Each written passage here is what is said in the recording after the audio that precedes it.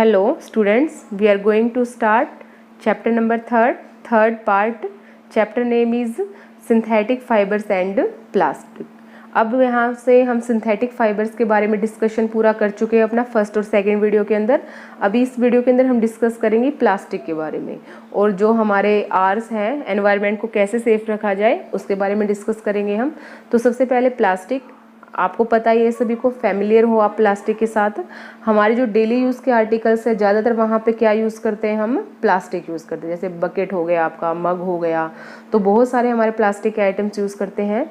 तो जो प्लास्टिक की हमारी जो शेप है उसके अंदर क्या किया जाता है, अलग अलग तरह की शेप होती है। तो फर्स्ट चेक कीजिए आप, यहाँ पे जो हमारी अरेंजमेंट है जो प्लास्टिक के मोनोमर्स की, यहाँ पे कैसी अरेंजमेंट है, लीनियर अरेंजमेंट। मतलब ये एक मोनोमर है, ये दूसरा मोनोमर है, तीसरा और चौथा। ये मोनोमर एक दूसरे के साथ कैसे लिंकेज में है, कैसे बंधे हुए हैं एक दूसरे के साथ, लीनियर अरेंजमेंट की। दूसरा आप चेक कीजिए, यहाँ पे हमारा क्या है, क्रॉस। क्रॉस का मतलब क्या है, एक दूसरे के साथ क्रॉस बना रखा है यहाँ पे।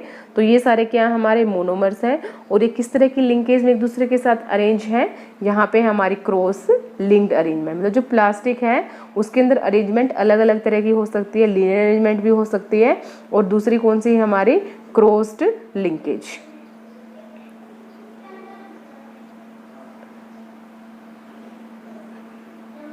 नेक्स्ट देखिए, इसके बाद ये आपको आइटम्स नज़र आ रहे होंगे यहाँ पे, जैसे कि हमारी चेयर है, बकेट है, या ग्लास है, या फिर जो हमारे टॉयज़ हैं, इन सभी को बनाने के लिए हम किसका यूज़ करते हैं, प्लास्टिक का यूज़ करते हैं।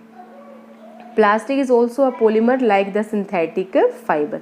प्लास्टिक क्या है, एक पॉलीमर ही है, क्योंकि हमने इस चैप्टर में क्या किया, सिंथेटिक फाइबर्स और प्लास्टिक को इकट्ठे पढ़ा है। तो इकट्ठे क्यों पढ़ा है, क्योंकि एक दूसरे से क्या है, वो रिलेटेड है। आपके प्लास्टिक भी एक पॉलीमर है और सिंथेटिक फाइबर्स भी क्या है, एक तरह के पॉलीमर्स ही हैं। All plastic don't have the same type of arrangement. बता चुके हैं आपको कि इनके अंदर जो अरेंजमेंट होती है वो एक जैसी नहीं होती। कुछ एक आपके लीनियर अरेंजमेंट के अंदर अरेंज रहते हैं और कुछ एक आपके क्रॉस लिंक्ड फॉर्म के अंदर। Plastic articles are available in all possible shape and size as you can see in the diagram. आपके पास जो प्लास्टिक है वो छोटे से छोटे आइटम्स भी आपके पास प्लास्टिक के, और बड़े से बड़े आइटम्स भी हैं। Have you ever wonder how this is possible. ये देखो आप, छोटा आइटम भी है हमारे पास, जैसे कि हम ब्रश वगैरह करते हैं, या फिर आप कोई भी छोटे टॉयज़ लगा लीजिए। प्लास्टिक के बहुत सारे टॉयज़ हैं। हम बड़े से बड़े आर्टिकल और छोटे से छोटे आर्टिकल्स भी प्लास्टिक के अपने चारों तरफ देखते हैं। तो कोई ना कोई तो ऐसी प्रॉपर्टी होगी कि जिसकी वजह से हम प्लास्टिक के छोटे आर्टिकल्स भी बना सकते हैं और बड़े आर्टिकल्स भी बना सकते हैं। तो उसके बारे में डिस्कस करेंगे अभी हम। The fact is that plastic is easily mountable. Mountable का मतलब क्या है, इसको क्या किया जा सकता है, इसको पिघला के किसी दूसरी शेप के अंदर चेंज किया जा सकता है। इसको कोई भी डिजायर शेप क्या की जा सकती है, दी जा सकती है। तो यही बोला गया है। माउंटेबल का मतलब क्या है, can be shaped in any form. इसको किसी भी फॉर्म के अंदर चेंज किया जा सकता है। इसके अलावा प्लास्टिक की और क्या करेक्टरिस्टिक है, इसको रिसाइकिल कर सकते हैं हम, मतलब एक फॉर्म से दूसरी फॉर्म के अंदर मेल्ट करके इसको दूसरी फॉर्म के अंदर चेंज किया जा सकता है। रीयूज़ कर सकते हैं हम, बार बार यूज़ किया जा सकता है प्लास्टिक को। कलर फॉर्म चेक कर सकते हैं। देखो आपने देखा हो, जैसे हमारे पास जो टॉयज़ आते हैं वो क्या है, अलग अलग कलर्स के अंदर अवेलेबल है प्लास्टिक के। या फिर जो चेयर यूज़ करते हैं हम घर पे, या जो हम बॉक्सेस, वो टिफ़िन वगैरह जो हम यूज़ करते हैं, तो उनके कलर क्या है, हमारे पास अलग अलग कलर हैं। तो क्या कौन सी प्रॉपर्टी है, कलरिंग प्रॉपर्टी आपकी प्लास्टिक की। रोल्ड इनटू शीट्स, इसको क्या किया जा सकता है, शीट्स के अंदर मोड़ा जा सकता है, रोल किया जा सकता है, इसको लपेटा जा सकता है शीट्स के अंदर। और मेड इनटू वायर्स, इसकी क्या बनाई जा सकती हैं, वायर्स भी बनाई जा सकती हैं। तो इसलिए हम क्या बोलते हैं, that's why it's find such a variety of uses. तो इसकी वजह से इसकी इतनी सारी प्रॉपर्टीज़ है, recycle, reuse, colouring, rolling, melting, जिसकी वजह से हम क्या कर सकते हैं, इसको अलग अलग जो डेली की जो हमारे आइटम्स हैं वो बनाने के लिए इसको हम यूज़ करते हैं। ये देख पा रहे होगे आप आइटम्स। अब उसके बाद है पॉलीथीन। पॉलीथीन आप यूज़ ही करते हो। पॉलीथीन के अंदर क्या होता है, पॉली प्लस इथीन, मतलब एक पॉलीमर है आपका जो आप प्लास्टिक यूज़ करते हो घर पे। Polythene is an example of plastic, और इसके अंदर मोनोमर क्या है, इथीन है। ये क्या, किस चीज़ का बना हुआ है, किस मोनोमर का बना हुआ है, इथीन मोनोमर का बना हुआ है। It is use for making commonly use polythene bags. इसका यूज़ कहाँ पे करते हैं हम, पॉलीथीन जो बैग्स हम डेली जो मार्केट से जो सामान लेके आते हैं, जो आप पॉलीथीन देखते हो, जो पॉलीथीन बैग्स आप यूज़ करते हो, वो किसके बने होते हैं, पॉलीथीन से बने होते हैं वो। Now try to bend a piece of plastic yourself. Can all the plastic articles to be bent easily? अब देखिए आपके घर पे जो भी प्लास्टिक के आर्टिकल्स है आप उसको बेंड करने के लिए ट्राई करेंगे, क्या सारे के सारे जो प्लास्टिक के आर्टिकल्स है वो क्या सारे के सारे बेंड हो जाएंगे या कुछ एक बेंड होंगे आपके? तो आप चेक करेंगे, you will observe that some plastic articles can bend easily and while some break when forced to bend. कई सारे आर्टिकल्स तो क्या हो गया आपके आराम से बेंड हो जाएंगे, जैसे आप पन्नी वगैरह यूज़ करते हो पॉलीथीन की, जो आप पॉली बैग्स यूज़ करते हो वो आराम से बेंड हो जाते हैं। लेकिन जो आपके घर पे जैसे कि आपकी प्लास्टिक की जो कुर्सी वगैरह है, अगर आप उसको बेंड करोगे तो वो क्या हो जाएगी, टूट जाएगी वो। तो इसमें बताएंगे कि कहाँ पे कौन सी प्लास्टिक यूज़ की गई है। When we add hot water to a plastic बोतल इट गेट डिफॉर्म्ड। आप चेक भी कर सकते हो, जैसे आपको प्लास्टिक की बोतल लेनी है और उसके अंदर आपको गर्म पानी डालना है, तो जो प्लास्टिक की बोतल के अंदर आपने गर्म पानी डाला है तो उसकी शेप क्या हो जाएगी, चेंज हो जाएगी। तो जो पहले शेप थी उससे वो क्या आ जाएगी, चेंज आ जाएगी। Such plastic which can deformed easily on heating and can be bent easily are known as thermoplastic. अब देखो आपको दो तरह की प्लास्टिक के नाम नजर आएंगे यहाँ पे, एक तो है आपका थर्मोप्लास्टिक और दूसरा है आपका thermosetting plastic. These are the types of plastic. Thermoplastic आपकी वो प्लास्टिक होती है जिसको हम आराम से बेंड कर सकते हैं, जिसको अगर हम गर्म करेंगे तो गर्म करने के बाद उसको मनचाही शेप आप उसको प्रोवाइड करवा सकते हो। तो उस प्लास्टिक को जो आराम से बेंड की जाए, जिसको हम इजीली हीट करके डिफॉर्म कर दे, उस प्लास्टिक को हम क्या बोलते हैं, थर्मोप्लास्टिक। इंपॉर्टेंट क्वेश्चन आपका ये थर्मोप्लास्टिक। एग्जाम्पल देखिए थर्मोप्लास्टिक के क्या क्या है यहाँ पे। एक तो आपको नजर आ रहा है यहाँ पे पॉलीथीन और पीवीसी। पीवीसी की फुल फॉर्म आपकी polyvinyl chloride. These are the example of which type of plastic, thermoplastic. कहाँ पे यूज़ किया जाता है थर्मोप्लास्टिक का, तो ज़्यादातर हम जो अपने घर पे कंटेनर्स देखते हैं किचन आइटम्स के अंदर, वो सारे जो कंटेनर्स हैं हमारे वो किस चीज़ के बने होते हैं, हमारे थर्मोप्लास्टिक के। इसके अलावा जो टॉयज़ हैं, जो कॉम्स हैं, वो सारे किस चीज़ के बने होते हैं, थर्मोप्लास्टिक के। मतलब जो प्लास्टिक आपकी रिसाइकिल हो सकती है, जो प्लास्टिक आपकी इजीली बेंड हो सकती है, उस प्लास्टिक को हम क्या बोलते हैं, थर्मोप्लास्टिक। उसके बाद दूसरा आपका क्या है, थर्मोसेटिंग प्लास्टिक। थर्मोसेटिंग प्लास्टिक इसकी बिल्कुल अपोजिट प्रॉपर्टी रखती है, ना तो उसको हम बेंड कर सकते, ना उसको हीट करके किसी दूसरी फॉर्म के अंदर चेंज किया जा सकता है। एक बार जो फॉर्म उन्होंने ले ली है वो फॉर्म ही उसकी रहेगी। तो चेक कीजिए इसमें क्या लिखा हुआ है। On the other hand there are some plastic which when moulded once can not be soften by heating. इनको हम हीट करने के बाद सॉफ्ट नहीं कर सकते, एक बार जिस फॉर्म में आपने इनको दे दिया है वही फॉर्म इनकी परमानेंट रहेगी। These are called thermosetting plastic. इन प्लास्टिक को हम क्या बोलते हैं, थर्मोसेटिंग प्लास्टिक। एग्जाम्पल देख लीजिए, जैसे वहाँ पे पॉलीविनाइल क्लोराइड था तो यहाँ पे एग्जाम्पल देखिए बेकेलाइट है और मेलामाइन है। ये किसके एग्जाम्पल हैं, थर्मोसेटिंग प्लास्टिक की, बेकेलाइट और मेलामाइन। अब देखिए उसके बाद जो बेकेलाइट है कहाँ पे यूज़ किया जाता है और मेलामाइन कहाँ पे यूज़ किया जाता है। बेकेलाइट एक poor conductor of heat and electricity. Bakelite क्या है, एक तरह की प्लास्टिक ही है, ये थर्मोसेटिंग प्लास्टिक है ये। और इसकी सबसे अच्छी खासियत क्या है, ना तो इसके अंदर से इलेक्ट्रिसिटी पास होती और ना ही इसके अंदर से हीट पास होती है। मतलब आप इसको गर्म करोगे तो गर्म भी नहीं होगा ये, और अगर आप इसके अंदर से बिजली पास करना चाहोगे तो बिजली भी इसके अंदर से पास नहीं होती। अब देखो बिजली पास नहीं हो रही है, हीट पास नहीं हो रही है, तो इसका यूज़ हम कहाँ करेंगे, इसका यूज़ हम करेंगे, जो आपने देखा होगा ना, यहाँ पे चेक कीजिए जो स्विचेस वगैरह आपको नज़र आ रहे हैं, इलेक्ट्रिकल स्विचेस बनाने के लिए, या फिर आपके जो भी आपके जो परमानेंट आर्टिकल्स होते हैं उसको बनाने के लिए, जो कुकर वगैरह के हैंडल होते हैं, फ्राई पैन के जो हैंडल हैं, उनको बनाने के लिए हम किसका यूज़ करते हैं, थर्मोसेटिंग प्लास्टिक का। जो भी आपको आर्टिकल्स नज़र आ रहे हैं ये सब क्या है आपके थर्मोसेटिंग प्लास्टिक से। देखिए ये कुकर का हैंडल नज़र आ रहा है आपको, यहाँ पे आपको क्या नज़र आ रहा है, स्विच नज़र आ रहा है। ये सारा क्या है आपका, जो आपकी प्लेट नज़र आ रही है आपको, ये सब किससे बना हुआ है आपकी, ये नॉन ब्रेकेबल है ये, तो ये किस चीज़ की बनी हुई है आपकी, थर्मोसेटिंग प्लास्टिक की। उसके बाद देखिए क्या है इसके use, electrical switches, handle of various utensils. Next है आपका बेकेलाइट के बाद दूसरा आपका कौन सा है एग्जाम्पल थर्मोसेटिंग प्लास्टिक का, melamine. Melamine is a versatile material. Versatile का मतलब क्या है, हम ज़्यादातर जगह पे मेलामाइन प्लास्टिक का यूज़ करते हैं। क्यों यूज़ करते हैं? देखो वैसे तो आपको पता है कि जो सिंथेटिक फाइबर्स हैं इनके अंदर क्या हो जाती है, आग आसानी से पकड़ लेते हैं, जल्दी आग कैच कर लेंगे ये। लेकिन जो आपका मेलामाइन प्लास्टिक है इसकी सबसे अच्छी खासियत क्या है कि ये जल्दी से आग नहीं पकड़ता है, ये हीट रेजिस्टेंस होता है। और इसको यूज़ हम कहाँ पे करते हैं? फायर प्रूफ जो भी हमारे इक्विपमेंट्स होते हैं, जो भी हमारे फायरमैन्स होते हैं, उनकी जो ड्रेस होती है उसके ऊपर किस चीज़ की कोटिंग की जाती है? मेलामाइन प्लास्टिक की। और जिसकी वजह से वो आराम से क्या कर सकते हैं? आग वगैरह बुझा सकते हैं। और यूज़ देखिए मेलामाइन का कहाँ करते हैं हम?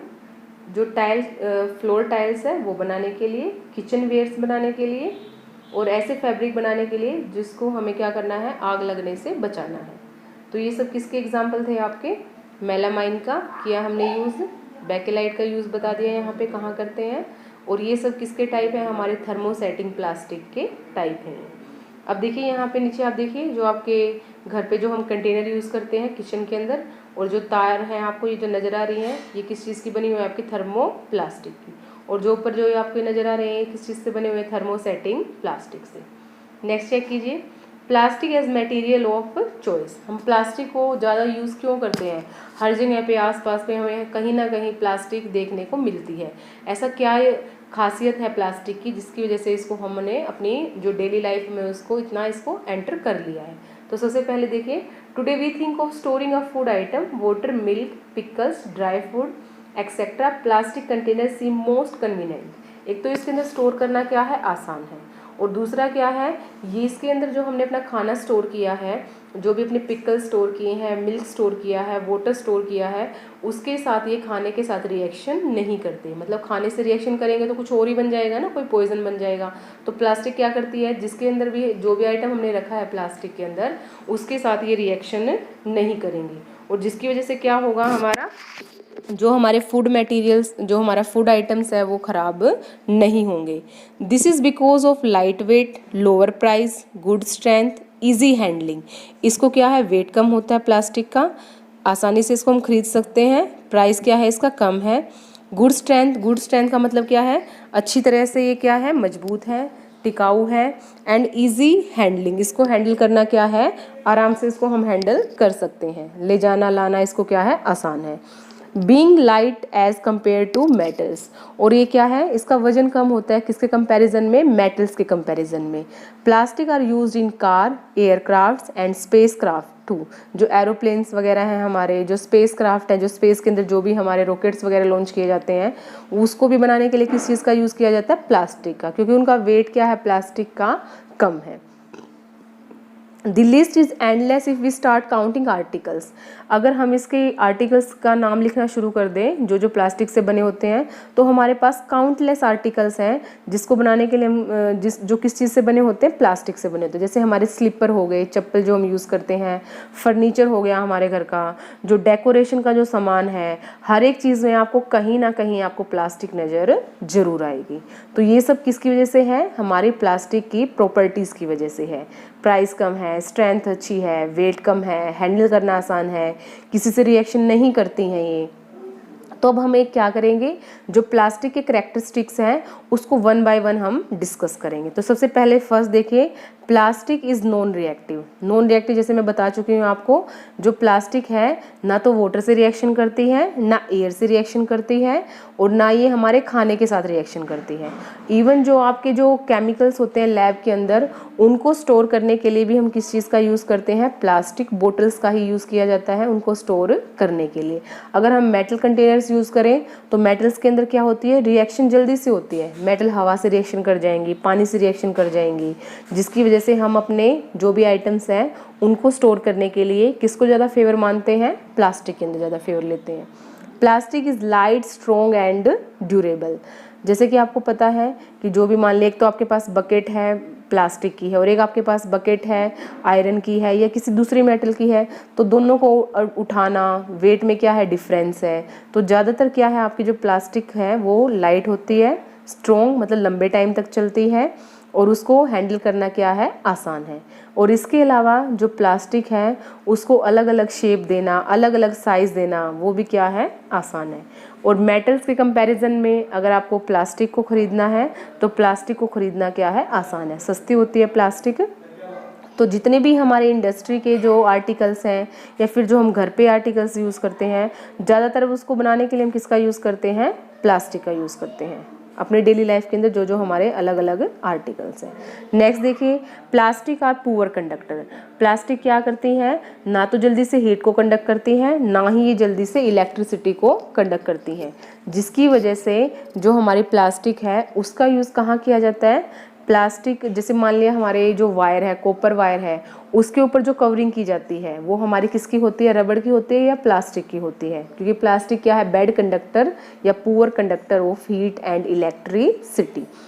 या फिर जो आपके पेचकस यूज़ करते हो आप, स्क्रू ड्राइवर बोला जाता है जिसको, वो के उसके जो हैंडल्स होते हैं वो भी किस चीज़ के बने होते हैं, प्लास्टिक के बने होते हैं। इसके अलावा आपका जो फ्राइंग पैन है जिसमें हम खाना फ्राई करते हैं, उसके जो पैन के अंदर जो कोटिंग होती है जो ब्लैक ब्लैक कलर की, वो टेफ्लॉन की बनी होती है। और टेफ्लॉन भी क्या है आपका, एक तरह से आपका प्लास्टिक ही है। नेक्स्ट देखिए, डू यू नो क्या है आपका, plastic find extensive use in the health care industry. जो हमारी हेल्थ केयर इंडस्ट्री है, जो मेडिकल इंडस्ट्री है, वहाँ पे भी किस चीज़ का यूज़ किया जाता है, प्लास्टिक का यूज़ किया जाता है। एक तो पैकेजिंग ऑफ टैबलेट्स, जो टैबलेट्स हमारी पैक होती हैं वो किसके अंदर पैक होती हैं, प्लास्टिक के अंदर। Thread use for stitching wounds, जो आपने देखा हो ना, चोट वगैरह लगने पे डॉक्टर क्या करते हैं, स्टिचेस लगाते हैं। तो जो स्टिचेस के लिए जो हमारे थ्रेड होते हैं वो भी किस चीज़ के बने होते हैं, प्लास्टिक के बने होते हैं। जो सिरिंज हम यूज़ करते हैं, डॉक्टर जो अपने ग्लव्स यूज़ करते हैं, और बहुत सारे ऐसे मेडिकल इंस्ट्रूमेंट्स हैं जो किस चीज़ के बने होते हैं, आपके प्लास्टिक। जैसे ग्लूकोज की बोतल देखी होंगी आपने, ज़्यादातर जो हमारी जिसके अंदर दवाइयाँ पैक रहती हैं, हमारी जो बोतल्स होती हैं वो किस चीज़ से बनी होती है, हमारे प्लास्टिक से बनी होती हैं। Special plastic cookware is use in microwave ओवन्स for cooking food. आपको पता ही होगा कि जो माइक्रोवेव्स ओवन होते हैं उनको अगर उनके अंदर हमें खाना पकाना है तो हम किसी भी कंटेनर में ऐसे डाल के नहीं रख सकते। उनके एक स्पेशल जो कंटेनर्स होते हैं उन्हीं के अंदर हम खाना पका सकते हैं, माइक्रोवेव ओवन के अंदर रख के। तो ऐसे किस चीज़ से बने होते हैं उनके जो कंटेनर, माइक्रोवेव ओवन के जो कंटेनर्स होते हैं, उनको बनाने के लिए यूज़ किया जाता है हमारी थर्मोसेटिंग प्लास्टिक का, क्योंकि ये प्लास्टिक कैसी होती है, जो हीट से मेल्ट नहीं होगी।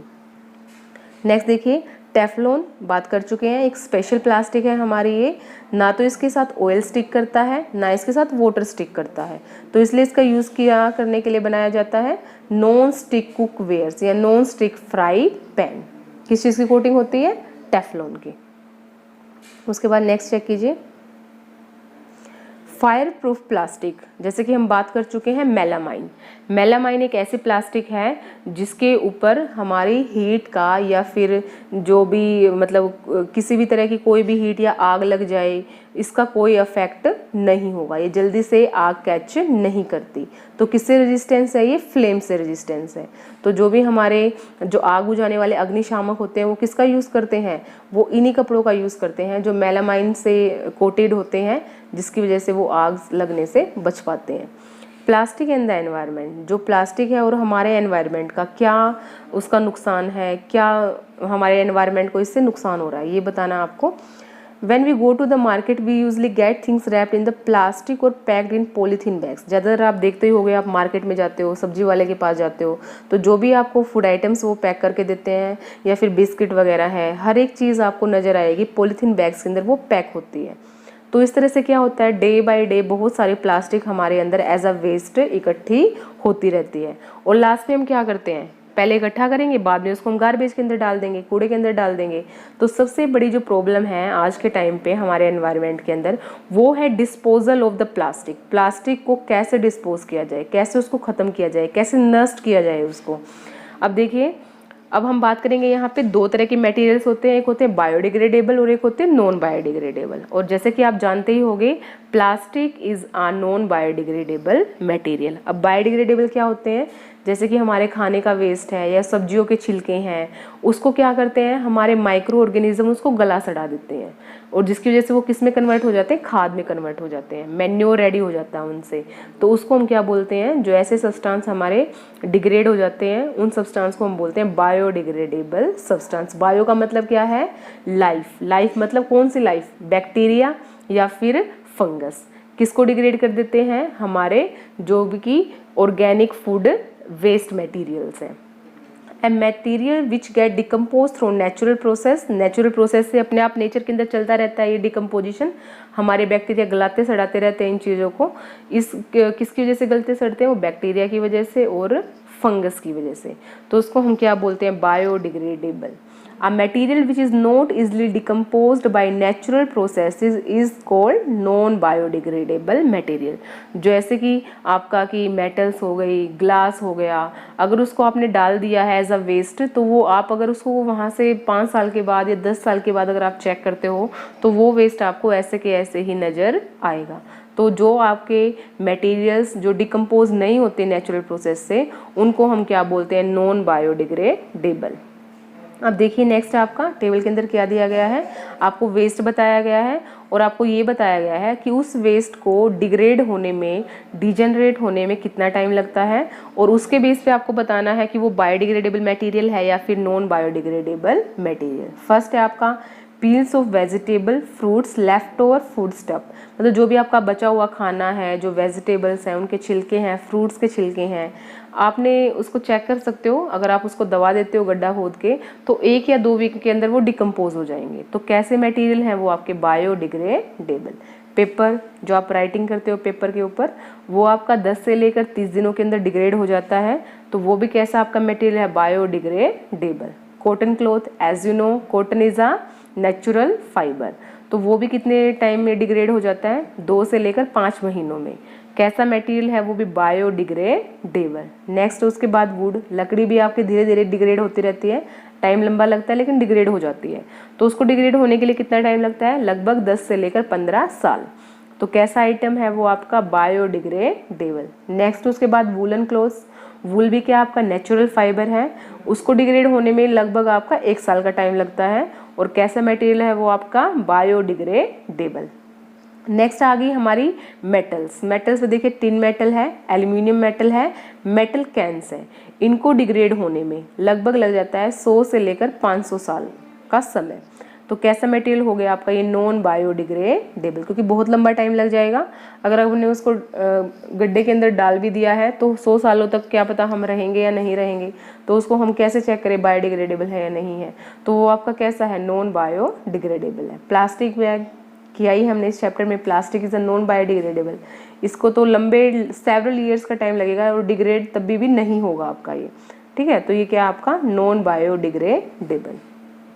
उसके बाद है since plastic takes several years to decompose it is not environment friendly.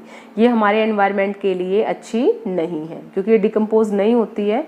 It cause environmental pollution, इससे क्या होगा, हमारे एनवायरमेंट को पोल्यूशन होगा, प्रदूषण होगा एनवायरमेंट का।